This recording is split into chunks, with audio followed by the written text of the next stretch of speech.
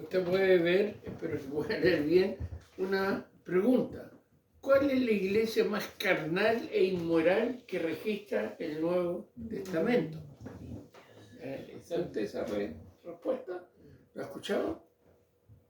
No, porque hoy día estamos hablando de iglesia. Hemos hablado de cristiano o cristianismo sensual, de pastores sensuales, y hoy día vamos a hablar de iglesias sensuales. ¿Cuál es la iglesia más carnal e inmoral que registra el Nuevo Testamento? Yo creo que usted lo sabe. La iglesia de Corinto. ¿Ya? ¿Sabe usted eso? Ahí había incesto, había homosexual, había de todo. Pero era la iglesia que tenía más dones. Por eso el apóstol tuvo que ordenar a él, si usted ya, si van a ejercer este don, uno lo dice, el otro, o sea, ordenó porque era un lío. Como se ve en hoy día en muchos lugares, que creen que entre más ruido, más espíritu. ¿Ya? La iglesia más carnal e inmoral, muchos la califican Corinto. Por eso hubieron dos cartas que escribió el apóstol, primera y segunda de Corinto. Una iglesia de ese modo, el apóstol los confrontó, ¿verdad? Oigo entre vosotros pecados que mientras los inconversos se pasan, pero ustedes lo están haciendo. Pero iban a la iglesia, ejercían los dones, hacían muchas cosas, pero eran inmorales, eran carnales. Ahora,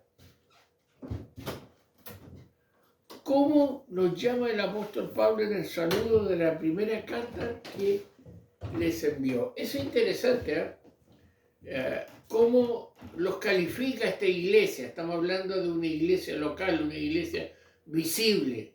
¿Cómo los califica? ¿Ya? Sí, los reprende, sí, hay varias cosas que llama al orden, pero ¿cómo se inicia esta carta? Es muy interesante, hermano, mire. Si usted va a 1 Corintios, capítulo 1, los primeros 3 versículos, el apóstol a estos carnales y morales, pero en una iglesia local, los saluda así. Pablo, llamado a ser apóstol de Jesucristo por la voluntad de Dios, y el hermano Sóstenes, eran quienes mandaban la carta.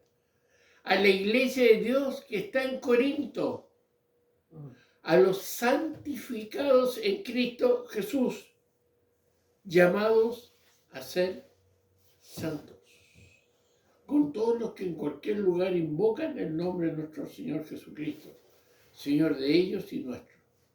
Gracia y paz a vosotros, de Dios nuestro Padre y del Señor Jesucristo. Hermano, esta iglesia sensual, carnal, la llama, primero que nada, iglesia de Dios, santificado, llamado a ser santo. ¿Significa eso que la sensualidad y todo no es problema? No. Pero yo quiero que vayamos, tengamos esta idea de lo que está pasando o lo que pasa en Corinto, pero quiero que ahora nos traslademos a Chile. ¿Ya? Año, no sé cuándo fue, pero un par de años atrás, y quiero que miremos esto, ¿cómo se llama? Esta cifra, ¿ya? Quiero que miremos esta cifra, ¿ya? 20 millones somos más o menos, puede que seamos un poquito más. El 16,3% de mayores de 15 años, o sea, 3.200.000 personas serían los evangélicos en Chile, que más o menos están entre 4.000 a 4.600 denominaciones o iglesias, más o menos. ¿Ya? No sé si esta cifra última es de las que tienen personería jurídica, ¿ya? Pero hablemos de 4.000 iglesias evangélicas en Chile, ¿ya? Más de 3 millones de evangélicos. Por eso, en la época que estamos, son tan apetecibles los evangélicos para los votos, ¿ya? Porque 1 millón de votos marca la diferencia, o más. Bueno, eso es más o menos la condición de la iglesia, comilla, evangélica en Chile. 3.200.000, 4.000 iglesias. Pero vamos a estar hablando y viendo las características de la iglesia sensual. ¿Ya? La iglesia sensual. el grupo sensual, la denominación sensual. ¿Ya? Y esto es importante tenerlo claro. ¿Por qué? Hermano, porque las iglesias sensuales tienen las mismas características vistas anteriormente, pero ahora a nivel de grupo, de cuerpo. ¿Ya? Que quizás podríamos resumirla en 3 enunciados. Uno cuando habla de sensualidad, de iglesia emotiva, de cristiano emotivo, de pastor emotivo, de denominaciones sensuales, ¿cómo las podría resumir todo lo que hemos visto ya, el tercer mensaje que hemos visto? Lo podríamos resumir que el se siente ya supera el escrito está. ¿Ya? Si lo siento, lo hago. Si no lo siento, no lo hago. ¿Ya? Y como yo siempre digo, esa típica conversación, oye, estuvo fría la reunión, no hubo ninguna manifestación, no se sintió nada. ¿Ya? Podría haber sido un mensaje excelente, cristocéntrico, bibliocéntrico, bien definido todo, pero no hubo amén, ni aleluya, ni hubo nada. Entonces, la iglesia sensual es muy sentimental. ¿Ya? Si no hay avivamiento, no se mueve. Segundo, su ley más elevada de esta iglesia es la que los sentimientos determinan lo que creen y cómo se debe vivir. Los sentimientos han marcado a veces vida y generación, hermano. Usted los ve, hacen cosas porque siempre lo han sentido, le dijeron que era así, aunque no está en la Biblia, pero viven así, de acuerdo a sus sentimientos. Y algo que hemos enseñado, enseñan y viven una teología relacional sentimental. ¿Qué significa esto?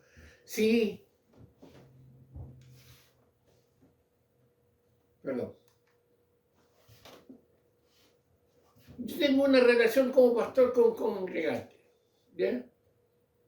Obviamente se quiere esa relación. Pero de repente los congregantes están haciendo, o yo como pastor, algo que va contra la Escritura. Pero como hay una relación, hay un sentimiento entre medio, dudamos de la Escritura, no de las personas. Y muchos están en el error por sentimiento, no porque la Escritura le dice. Saben que están equivocados, saben que se enseñan mentiras, saben que la doctrina no es la bíblica, pero hay una relación sentimental que los vincula y eso se convierte en una teología y es muy peligroso. Porque al final, fíjense lo que están desplazando, lo que Dios dice de lo que es la realidad. Entonces, dentro del espectro evangélico protestante en Chile, estas son las iglesias más numerosas y de mayor crecimiento, eso sí. Usted las ve, crecen como la vaga hierro después de la lluvia, crecen cualquier cantidad, porque usted ve esta iglesia cuando hace una actividad, llegan al perro, el gato, la gallina, todo pega. Se transportan, no sé cómo, pero llegan. ¿Ya? La iglesia está a 4 horas, no, caminan las 4 horas. ¿Ya? Y llegan. Qué hermoso, qué desafiante. Pero llegan porque la palabra de Dios le dice, porque hay sentimientos de por medio que los tienen prácticamente esclavizados. Bueno. Hemos estado hablando del cristianismo sensual, que vimos algunas características. ¿Ya? Es enseñado, sostenido y avalado por líderes sensuales, obvio. ¿Ya? Recuerden que el líder sensual es del famoso Iglesia de Crecimiento, los números importan. Los cuales fundan, mantienen y multiplican iglesias sensuales. ¿Ya? Cuyo fundamento mayor y columna vertebral, volvimos a repetirlo, es una teología relacional sentimental, donde las relaciones personales y la experiencia toman prioridad sobre la palabra de Dios. Yo vivo algo, busco la justificación bíblica, no que dice la Biblia, si lo justifico con algún versículo lo que viví. Y hermano, hay mucho misticismo en esto, o sea, en todo le buscan un significado espiritual y lo fuerzan la palabra, ¿ya?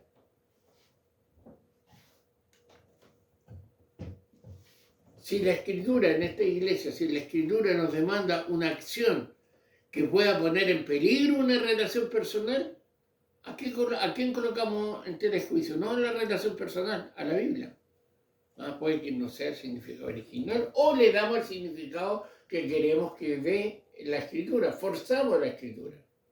¿Ya? Forzamos la escritura. Y aunque la Biblia diga lo contrario a lo que se cree y predica, lo que manda son mis relaciones personales, mis sentimientos. Eso es lo que manda.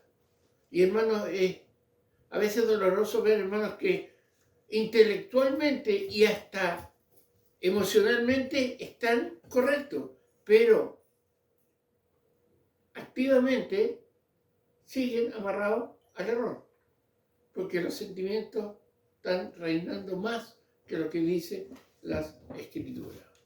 ¿Ya? Este panorama o realidad de iglesia evangélica en Chile es realmente preocupante. Si tomamos a Dios y su palabra como nuestra cosmovisión y si lo hacemos en serio, preocúpenos. Realmente es preocupante. Y es preocupante porque a veces nosotros tenemos amigos, parientes metidos en estos grupos, ¿ya? Y que ahí están. Ustedes son activos, eso sí, no, son Duracell, ¿ya? Hacen 4 o 5 veces más que los otras iglesias, pero a veces no saben por qué lo hacen.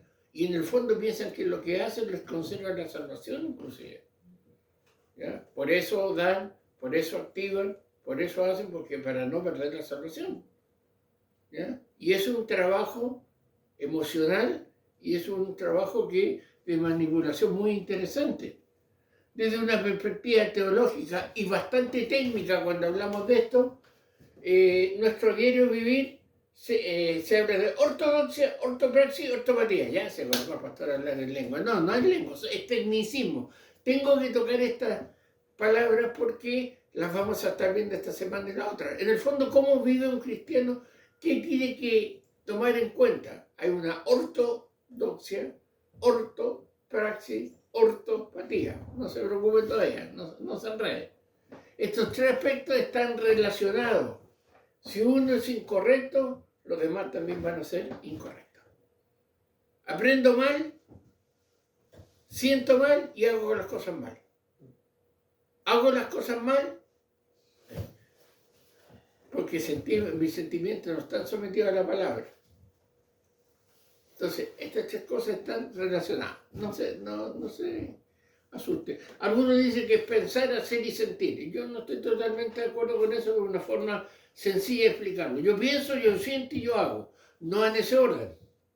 Pero esas 3 cosas están relacionadas. ¿Por qué lo hiciste? Buena pregunta. Porque estaba en su corazón, porque estaban en sus emociones. Vamos a estar mirando esto. Vamos a ver un poquito más esto, ¿ya?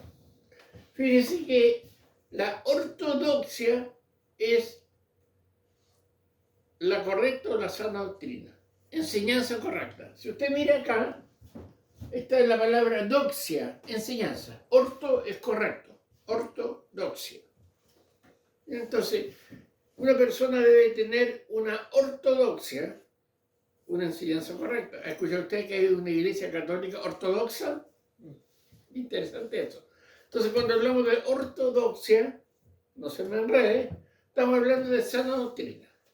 Pero también hay otra palabrita que dijimos, ortopraxis. Es una correcta práctica de la sana doctrina. O sea, yo aprendo bien, hago las cosas bien, porque están de acuerdo con la sana doctrina. La praxis es práctica, es hacer actividad. La doxia es conocimiento. Y la apatía es sentimiento correcto. La ortopatía. ¿Ya? Entonces, un conocimiento correcto es irrenunciable y ese conocimiento solo está en la correcta interpretación bíblica. Muchos dicen, y lo vamos a estar mirando, que la mayor enseñanza va a nivel de intelecto, de razón, de conocimiento. Y de ahí parte lo que yo hago y lo que yo siento. ¿Ya? Por eso hay tantas técnicas, hermanos, de programar a la persona y empieza a ver el cerebro. El famoso PNL, la programación neurolingüística, lingüística. Ortodoxia, ortopraxia, ortopatía. Si uno está incorrecta, las tres están incorrectas. ¿Ya? Bien, sigamos mirando eso. Mire bien, es imposible hacer la voluntad de Dios manifiesta en las Escrituras sin siquiera conocerla. Tampoco es posible amor a Dios sin conocer quién es Él, tal y como se reveló a sí mismo por medio de la Biblia. Yo tengo una mala imagen de Dios, tengo un mal sentimiento respecto a Dios o incorrecto y actúo en forma incorrecta. Por ejemplo, si yo pienso que Dios es un ser terrible con un látigo, un rayo en la mano que va a partir por la mitad que no lo obedece, yo voy a servir a Dios por miedo, no por temor. ¿Ya? Y todo lo que haga es para que no me llegue un latigazo o el rayo. Pero si yo pienso al revés, yo pienso que Dios es un ser gordito, con una barba larga blanca sentada en un computador, amando y perdonando a todos, mi vida va a ser desenfrenada. Total, Dios igual me ama, igual me perdona. Se da cuenta que el concepto influencia en mis sentimientos y en mis acciones. Tampoco nuestra mente y afectos pueden ser transformados sin el poder de la palabra, que renueva nuestro entendimiento. Hermano, esto es muy importante. Os ruego por la misericordia de Dios que presentéis vuestros cuerpos en sacrificio vivo, santo, agradable a Dios, que es vuestro culto racional. No os conforméis a este siglo, sino transformaos por medio de ¿qué? De la renovación de ¿qué? De vuestro entendimiento. Ahí parte todo. Ahí parte todo. Entonces, hermano, tenemos que conocer y responder a algo importante. Que aquí va el centro de por qué la iglesia están como están y qué está pasando. Quiero hacerle una pregunta. ¿Qué rol tiene el intelecto en nuestro conocimiento de Dios? La mente, la razón. ¿Qué papel juega? ¿Puedo conocer a Dios por lo que yo siento, por lo que haga o hartas cosas? ¿O solamente me siento el conocimiento y nada más? ¿Ya? Hay algunos que saben tanto, pero amén, a ver, alguien dijo amén, se coloca muy quisquilloso con eso, ¿ya? Y el otro extremo. ¿Qué tiene que ver el intelecto en cuanto a nuestro conocimiento de Dios? Bueno, hermano, el cristianismo es supremamente intelectual, va a la mente, aunque no intelectualista. Ya empezó de nuevo ortodoxo, ahora viene con intelecto, intelectualista. Le explico. Intelectual es a la mente. Intelectualista es la mente, pero sin emoción ni sin sentimiento. Seco. ¿Ya? Algunos quieren que ser cristianos no sonreír, todo muy ordenado. ¿Ya? Eso se llama intelectualismo. O sea, conocimiento sin sentimiento. ¿Ya? Entonces, la escritura está dirigida al intelecto, a la mente, a la razón, sin al mismo tiempo dejar las emociones a un lado. ¿Ya? Está dirigida, ¿y por dónde entra? Por el conocimiento correcto, ¿dónde? En la razón, en el intelecto. Por ahí empieza. Por eso el mundo, hermano, Satanás y todos sus secuaces trabajan adoctrinando ¿por dónde? Por la mente. Porque saben que es la mejor puerta de entrada para poder adoctrinar a una persona, esclavizarla. La vida cristiana no debe ser una vida de conjetura o racionalismo frío. Debe ser una vida de pasión vibrante. Fuertes sentimientos de gozo, amor y exaltación se manifiestan una y otra vez. No estamos hablando de una frialdad así que no. ¿Ya? Porque de repente, hermano, la palabra a ti te quebranta. ¿Ya? Te consuela, te confronta. Y eso es reacción humana. Pero parte supremamente por la razón, por la mente. ¿Qué está ingresando en tu mente, hermano? Si estás 2, 3, 4 horas pegado en el celular y no con cosas cristianas. Ahora, no estoy hablando que estás en salas porno, espero que no, o satánicas, espero que no, pero estás perdiendo 3, 4 horas y tu mente está acumulando cosas que después van a venir a reaccionar. Por eso, hermano, tu vida espiritual está como está. No es la iglesia, no solo un mensaje muchas veces, eres tú, que tu mente la has abierto a cosas que no agradan a Dios. ¿Y sabes qué es lo más delicado? Que sé que no agradan a Dios, pues le agradan a mi carne. ¿Ya? Y ese es el peligro que existe cuando nuestro intelecto es concientizado, es adormecido por cosas que no agradan al Señor.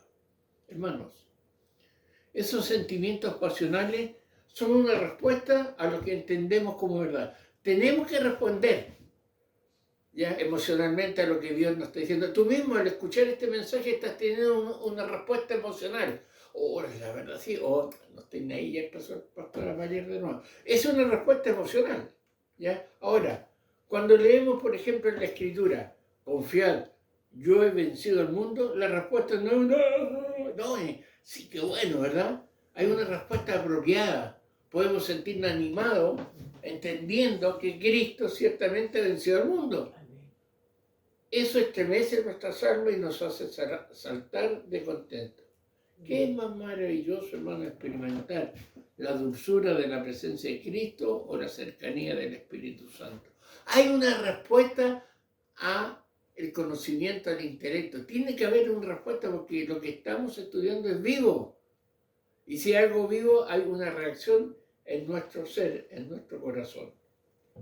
Ahora, hermano, Dios no permitió que perdiéramos nuestra pasión o que pasáramos por el peregrinaje cristiano sin experiencia de Cristo. O sea, Dios no nos quitó la pasión cuando nos llamó a salvación. Y aquí quiero hacerle una pregunta. Y no sé si la alcanza a ver. ¿Qué sucede cuando hay un conflicto entre lo que Dios dice y lo que yo pienso? Hay un conflicto. Dios me está diciendo algo, pero yo pienso lo contrario. Debemos hacer lo que Dios dice, nos guste o no. Eso es el cristianismo. ¿Te has dado cuenta? Tenemos que hacerlo. Es la típica y trillada ejemplo que yo doy siempre. No, pasé la luz roja porque sentí pasarla. Oiga, hay una ley. Le gusta a usted o no, tiene que obedecerla. Dios nos ha llamado y a través del intelecto nos enseña. Si hay un conflicto que Dios dice A y yo pienso B, tengo que hacer A. ¿Ya? La iglesia sensual, en la práctica hace lo que ella dice que piensa, pero en realidad es lo que siente. Una teología relacional. Su intelecto es manejado por sus emociones. Dicen que piensan en eso, ocupan algunos versículos, pero trabajan mucho con efectos especiales, con, hermano, el predicador está predicando y música de fondo, eso trabaja con los sentimientos, ¿sabe usted? Eso, todos los que conocen eso saben que hay una preparación, hay un montaje para. Y no es preparar el espíritu, porque el espíritu no necesita montaje. La palabra de Dios para hacer efecto no necesita humo ni nada, sino que es la palabra la que transforma.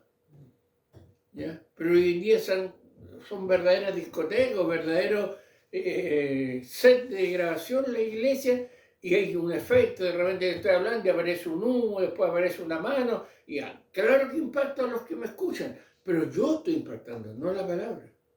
Y no estoy yendo a su intelecto, estoy yendo a sus emociones. ¿Ya? Otra pregunta. ¿Qué sucede en su propia vida cuando usted actúa según lo que tiene ganas de hacer y no según lo que sabe y comprende que se le está pidiendo que haga? Tengo ganas de hacer eso y lo hago. ¿Qué sucede? ¿Ya?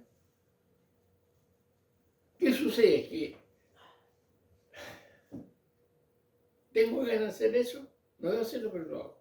Bueno, aquí vamos a entrar a un tópico bien interesante.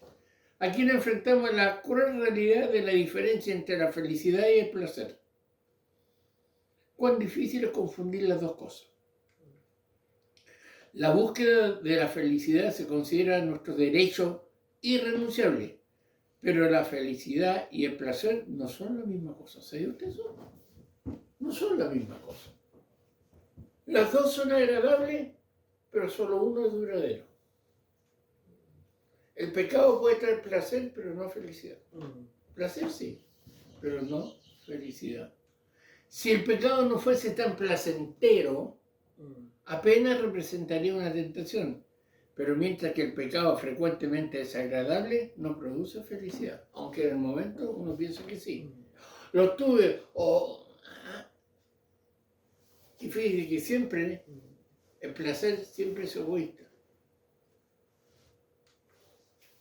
Si no conocemos la diferencia, o peor, si no nos importa la diferencia, habremos avanzado grandes pasos para convertirnos en el máximo cristiana e iglesia sensual. Así de simple. Si no vemos la diferencia, o nos da lo mismo, somos cristianos, somos iglesias sensuales. ¿Existe una diferencia? Veamos. Es precisamente en el punto de discernir la diferencia entre el placer y la felicidad en que el conocimiento de la Escritura es vital. Ahí está la diferencia.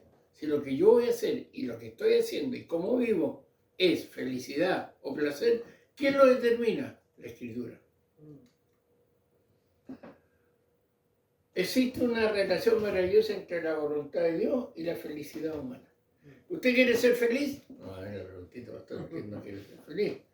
Ya, si quiere ser feliz, bueno, hay un secreto, se lo voy a contar.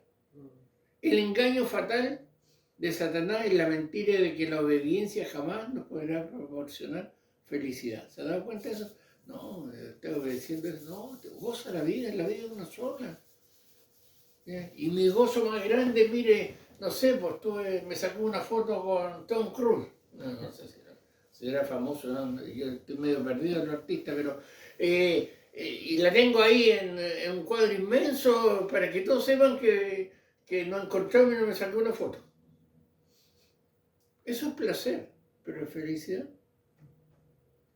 ¿Ya? Satanás es muy astuto.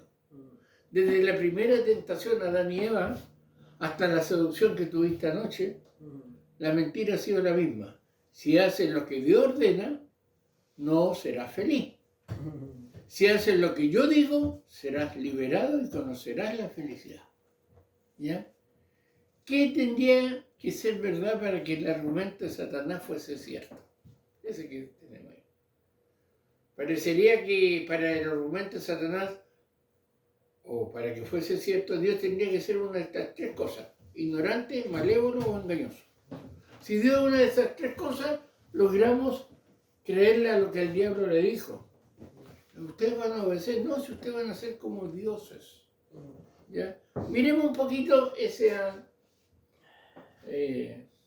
desafío. ¿Qué pasaría si Dios fuera así? Veamos. Vamos a suponer, podría ser que la palabra de Dios no funcione para nosotros porque procede de sus divinas equivocaciones.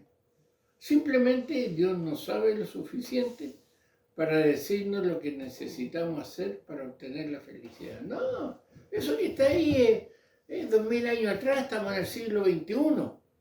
Para ese tiempo te creo, pero ahora no, la felicidad se tiene. No, Dios quedó fuera de contexto. Probablemente, decía otro autor, Él desea nuestro bienestar, pero simplemente no sabe lo suficiente como para instruirnos adecuadamente. A Él le gustaría ayudarnos a salir adelante, pero las complejidades de la vida y la situación humana sobrecogen su mente. Y sabe que este presuposición falsa, hoy en día en muchos lados se creen, por eso creen que se necesitan sueños, visiones, psicología, psiquiatría, autoestima y todo, para suplir lo que a Dios le faltó y que no sabe, porque estamos en otra época. Así son los argumentos, sigamos viendo. Tal vez, Dios es infinitamente sabio y sabe lo que es bueno para nosotros mejor que nosotros mismos, tal vez. Tal vez Él entiende las complejidades del hombre mejor que los filósofos, moralistas, políticos, maestros de escuela, pastores y la sociedad psiquiátrica. Tal vez Él entiende mejor. Pero nos odia. Él conoce la verdad, pero nos lleva por mal camino para Él seguir siendo el único ser feliz en el cosmos. ¿Ya? ¿Se dan cuenta? Son argumentos ridículos, pero aquí están. ¿Ya? Sigamos viendo. Probablemente su ley es una expresión de su deseo de deleitarse alegremente en nuestra miseria. Por tanto, su malevolencia hacia nosotros lo lleva a adoptar el papel del gran impostor. Disparates absurdos, mentiras los que acabamos de leer. Si eso fuese cierto, entonces la única conclusión a la que podríamos llegar es que Dios es el diablo y el diablo es Dios y las Sagradas Escrituras son en realidad el manual de Satanás. Muchos piensan eso. Por eso han dejado la Escritura a un lado y se han guiado más por lo que sienten y por lo que viven, por lo que experimentan. Absurdo, uno desearía que lo fuese, ¿verdad? Uno dice, pastor, mire, todo lo que acaba de decir es totalmente absurdo. ¿Cómo cree usted? No es así. Pero ¿sabe qué? Me preocupó cuando yo hacía este mensaje, y yo siempre he dicho, no tienen copyright porque son recopilaciones, son investigaciones. Hay hombres que han sacado mejores conclusiones de las que está escuchando de mí. Ya, pero uno desearía que todo lo que vimos es inconcebible. ¿Cómo Dios va a hacer eso? Pero, literalmente miles de estudios de pastores, en discipulados, en predicaciones, la gente está siendo aconsejada a actuar en contra de la Escritura porque el pastor quiere que sean felices.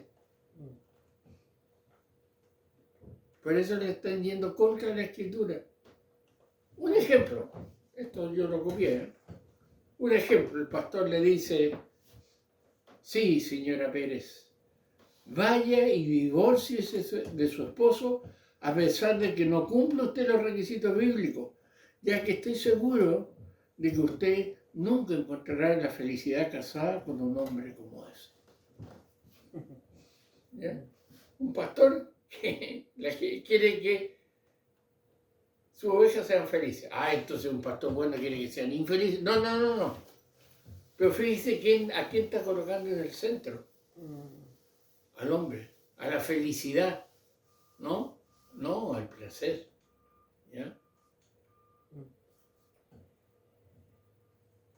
Hermano, si hubiera sido algún secreto, un secreto muy velado, para alcanzar la felicidad humana, sería aquel expresado en un catecismo antiguo que dice, el fin primordial del hombre es el de glorificar a Dios y disfrutar de Él para siempre. El secreto de la felicidad se encuentra en la obediencia a Dios. Se lo vuelvo a repetir. ¿Quieres ser feliz? Obedezca a Dios. Obedezca lo que en su palabra está escrito. Porque puede que usted esté buscando y encontrar el placer, pero no la felicidad. ¿Cómo podemos ser felices si no somos obedientes? ¿Cómo podemos ser obedientes si no sabemos a qué obedecer? En resumen, fíjense bien, la felicidad no puede ser completamente descubierta mientras permanezcamos ignorantes de la palabra de Dios. ¿Quieres ser feliz? Instrúyase, busque correctamente la palabra de Dios, obedézcala. Y es la verdadera felicidad.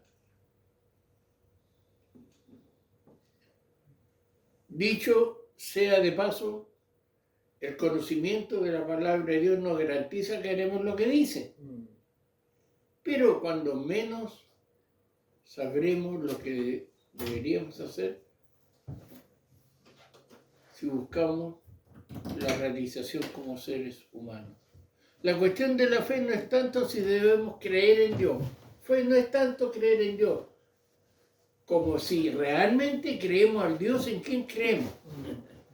¿No es creer en Dios? ¿Le creemos a Dios? Es la pregunta. La razón principal por la que debemos estudiar la Biblia es porque es nuestro deber. Si la Biblia fuese el libro más aburrido, desabrido y menos interesante del mundo y aparentemente irrelevante, aún así sería nuestro deber estudiarla. Hay un deber, hermano, de estudiar la Biblia, las Escrituras. Vivimos como ser humano bajo una obligación por mandato de Dios de estudiar diligentemente la palabra de Dios. Él es nuestro soberano, es su palabra y Él nos ordena que la estudiemos. Hermano, un deber no es una opción. ¿Sabe usted eso? Es un deber estudiar las Escrituras. Si aún no ha empezado, decía una autora, a responder a esta orden, entonces necesita usted pedirle a Dios que lo perdone y tomar la resolución de llevar a cabo su deber desde este día en adelante. Solo así podrá dejar de ser un cristiano sensual e inclusive ser liberado de una iglesia sensual, estudiando correctamente la palabra de Dios. ¿Lo está obedeciendo? ¿Se da cuenta de lo importante que es la mente? ¿Se da cuenta que su vida espiritual es más allá de lo que escucha el domingo? ¿O de lo que escucha el día? ¿O de lo que dice el predicador? Es su relación personal con Dios, un estudio de la palabra de Dios correctamente. Bueno, entonces la iglesia sensual, hermano, en la práctica, para ir resumiendo, en la práctica, esclaviza el intelecto a través de las emociones, ¿ya? Con darle más énfasis e inclusive dogmatiza las emociones. Vamos a ir al retiro y estar tan seguro que en el retiro Dios se va a manifestar. Una convicción única. Algo pasa. Tiene que pasar. Entonces esclaviza el intelecto. La iglesia sensual esclaviza las emociones a través del activismo religioso. El intelecto está esclavizado con lo que siente. Y lo que siente lo hacen, son muy activistas la iglesia sensual. Oye, ya tienen obra aquí, allá, en Chuchú, en todos lados, mandan, no sé, unas cosas impactantes, ¿ya? Pero hay una esclavización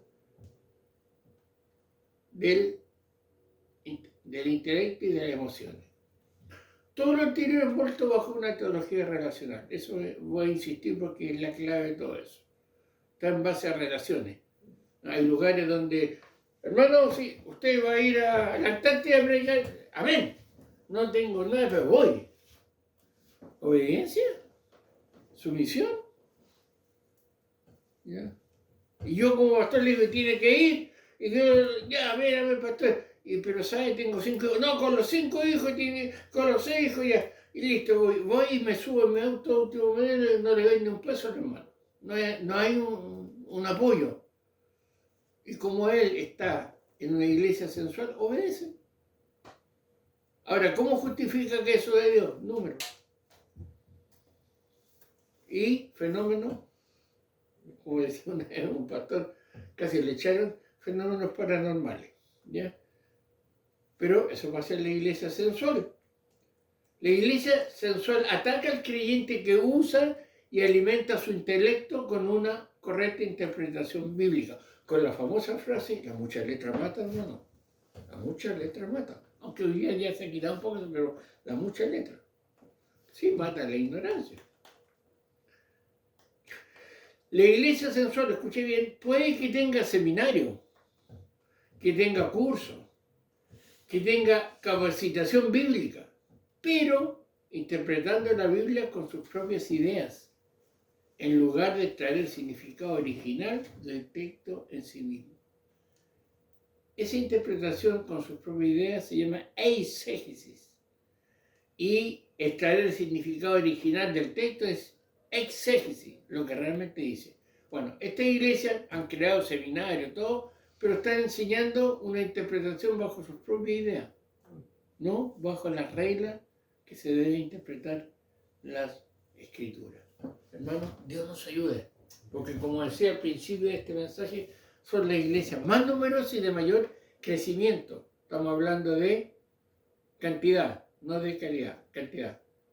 inclusive se jactan de ser las denominaciones más grandes pero tienen problemas claros con lo que es la correcta interpretación de Escritura y obedecer al Señor. ¿Por qué? Porque tienen una mala ortodoxia, lo que le lleva a una mala ortopraxis o acción y una mala ortopatía, o sea, los sentimientos. Entonces, hermano, hemos visto el cristiano sensual con todas sus características. Hemos visto los líderes sensuales, los pastores sensuales, y hoy día estuvimos viendo la iglesia sensual. Ante lo cual surge una interrogante.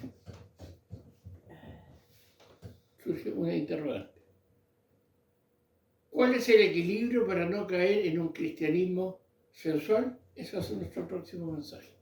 Porque tiene que haber un equilibrio. Bueno, lo vamos a estar viendo Dios mediante el próximo mensaje. Por mientras, desafío, autoexamínese. No le coloque el metro a otro hermano. Usted autoexamínese. ¿Soy un cristiano sensual? ¿Soy un líder sensual? ¿Estoy en una iglesia sensual? Tiene que haber una acción. Ahora, cuidado con la teología relacional. Mi relación con cualquier ser, horizontalmente hablando, es menor que mi relación vertical con Dios. ¿Ya? Tengo que ser obediente a lo que Dios pide. ¿Cuál es el equilibrio para no caer en un cristianismo sensual? Lo veremos el próximo mensaje.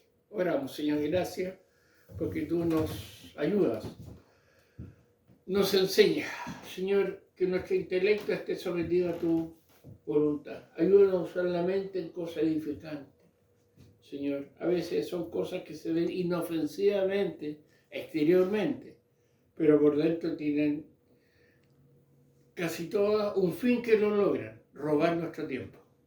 Señor, ese tiempo que no va a volver.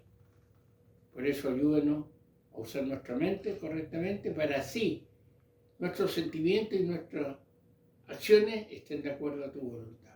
Ayúdanos, Padre, y bendice también a aquel que va a escuchar este mensaje a través del canal, que sea para tu gloria. Te lo pedimos en el nombre de Jesús.